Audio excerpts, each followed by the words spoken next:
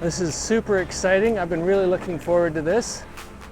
James said he'd take us out on his beautiful Neel 51 cat, or trimaran, not a cat. It's one of the very few trimarans that are out there sailing these days. This one model has become popular, and I want to see what the excitement is about with trimaran sailing.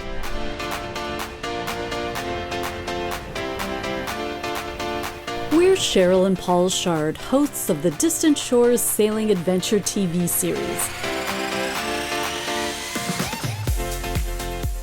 We're currently cruising aboard our variable draft southerly 480 sailboat in Panama.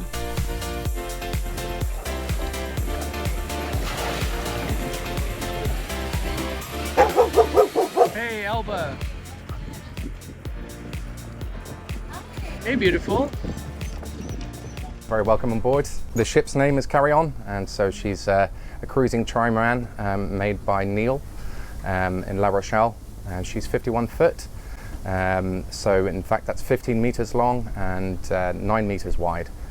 And interestingly, she's a depth of 1.8 meters. So today we're going to do a little bit of a test sail, and hope you enjoy yourself. I believe this is your first time on board a trimaran? Our first time on a trimaran. Okay, well, it'll be something a little bit different for you, and hope you have a good time.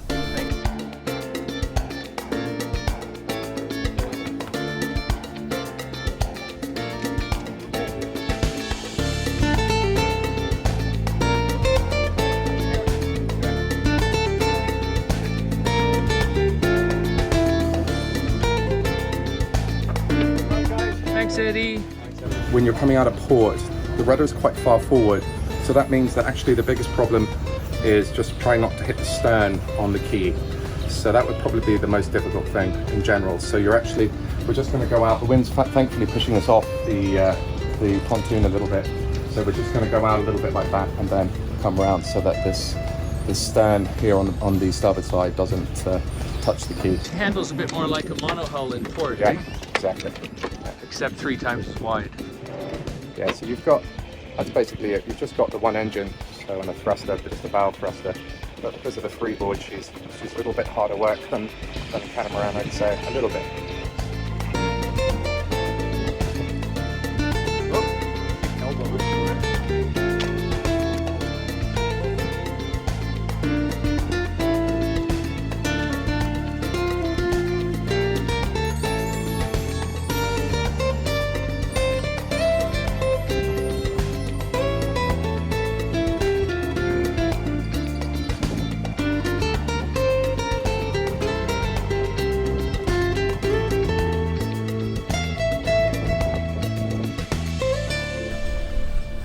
So we're heading out of the Panama harbor here, Shelter Bay. We've got a little bit of a breeze, probably 10 to 15 today supposed to be. And get to see how she handles. She's quite maneuverable. So we're probably Eva's gonna help me unpack the sail back here, and we'll get the main halyard on.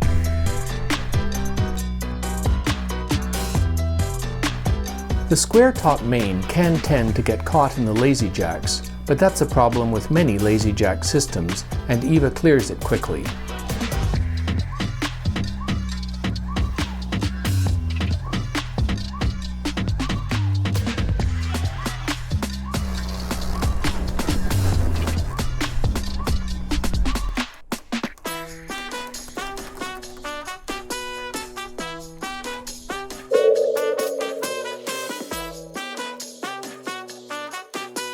Just taking a look around for ships, and I've spotted what looks like a strange buoy, but it's actually a submarine.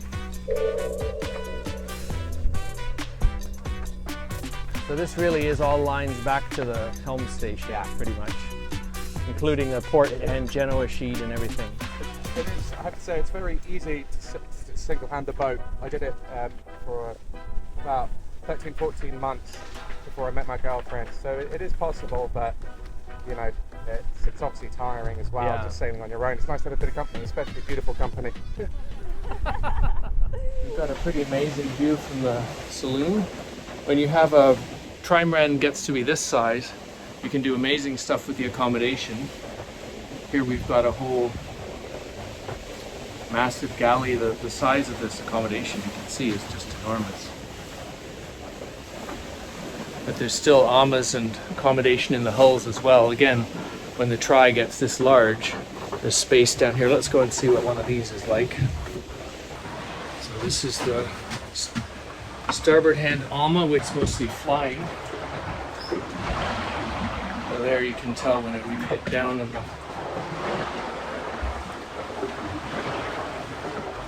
when the ama is flying, it's not in the water. So it's actually quite quiet in here until we sort of scuff along the water. But if you had a calm day, you could see that this would be a very quiet, beautiful place to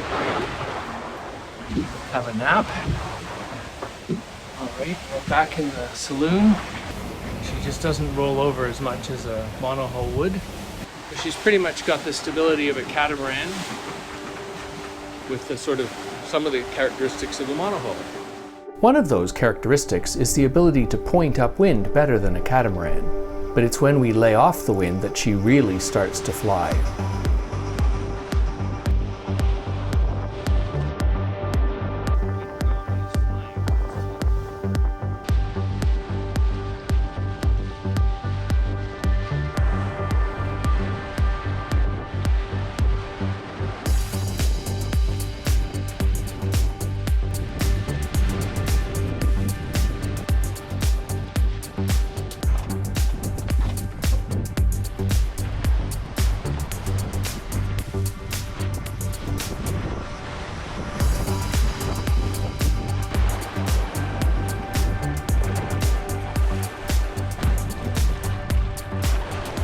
The Neel 51 has made use of the full 29-foot width of the yacht for accommodation, and there's great views from the huge main deck, and even room for a master cabin and head up here too.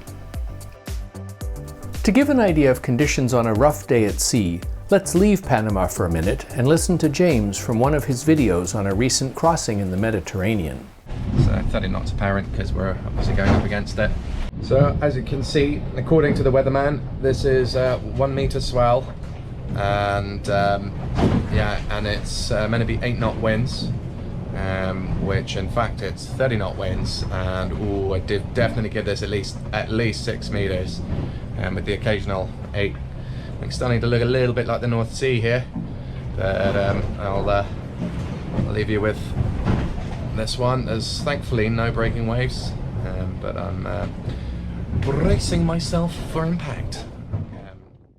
Back in port and safely tied up, James gives us a technical tour of the yacht's spacious engine room. So we have it's a little bit like a TARDIS down here. So yeah, it's For non-Brits, that's a sci-fi reference to a very small spacecraft. yeah.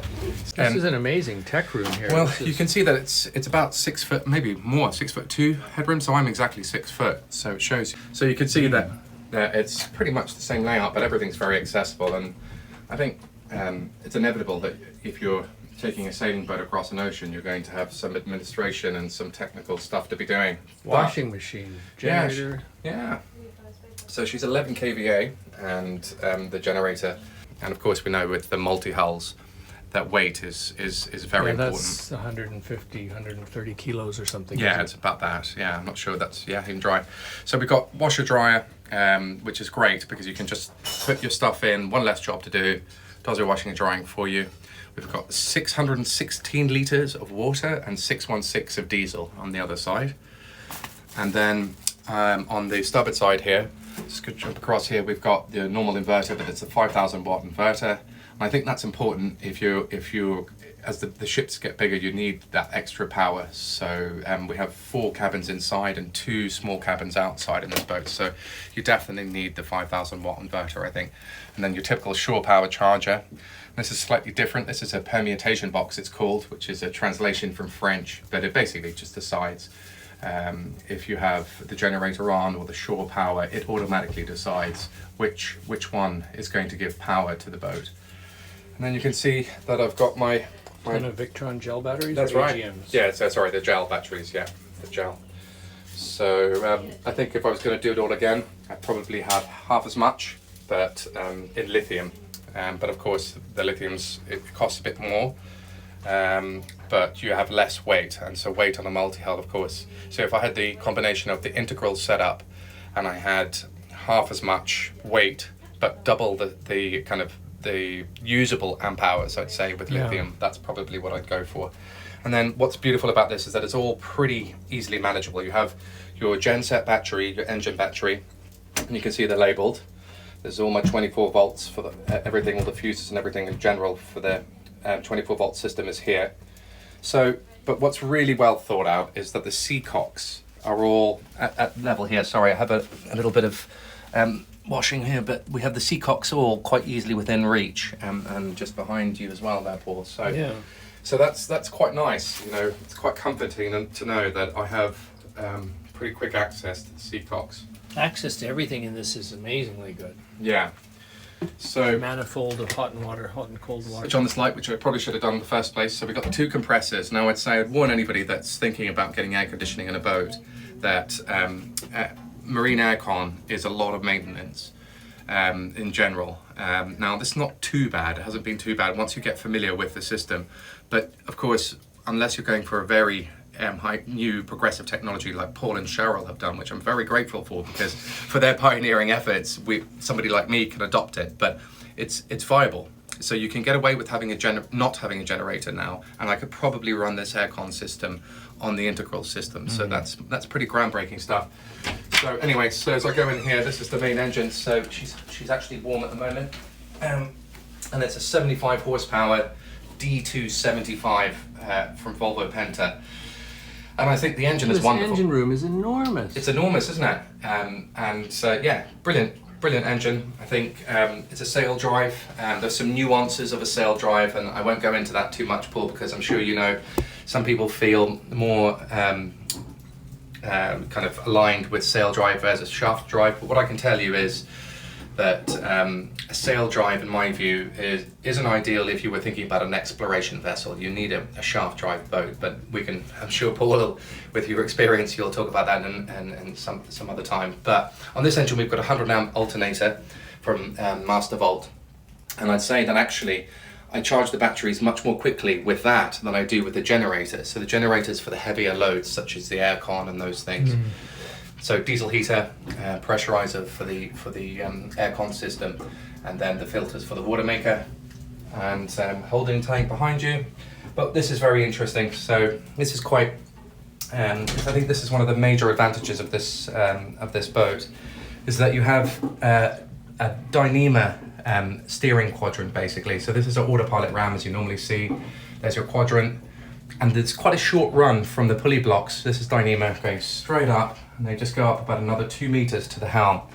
And that gives you a very direct feedback from the helm, and which is quite important in this trimaran, because you're slightly oversheeting on the main sheet, so that in order to feel that, to get you the best performance without getting too much weather helm, you need to be able to feel the feedback. And it's also a pleasure to sail just like a monohull. So there you go.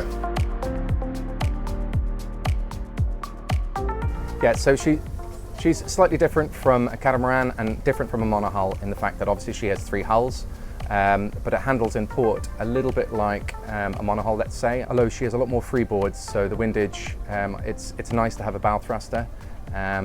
But at sea, I think you have the best of both worlds, and the fact that she can point to weather very well without dagger boards. And as a result of not having dagger boards, you therefore have more saloon space, and you also have more space in the port and starboard cabin. And that also means basically that you have the lion's share of an owner's hull for both the port and the starboard cabins, as well as the master cabin on the main deck. So the idea really is that it's one deck living for the owner-operator, and that's who this boat is really, in my view, is designed for. It's the owner-operator that wants to stay on the one deck, and then you can very quickly get to the winches and manage things. So you can be in your little cocoon here and when you feel like it, or you can be sailing with the apparent wind in your face when you also feel like it too. So that's right, yeah, it's Carry On Sailing on YouTube, and I actually make an effort to try and help people that are really curious on Instagram. If they need to ask me any questions, particularly directly, you can catch me on Instagram on Carry On Sailing as well on Instagram.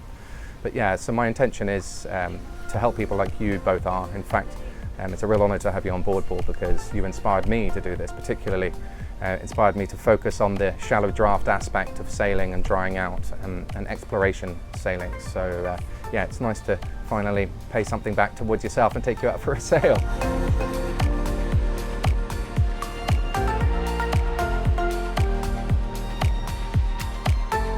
Thanks for watching. Your views, likes, comments, and shares help us a lot.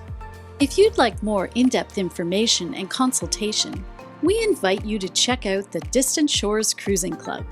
Membership includes early access to videos, member-only Q&As, live chats, meetups, sailing opportunities, and many other benefits to help you prepare for your own adventure. Thanks again for your support. See you on the water!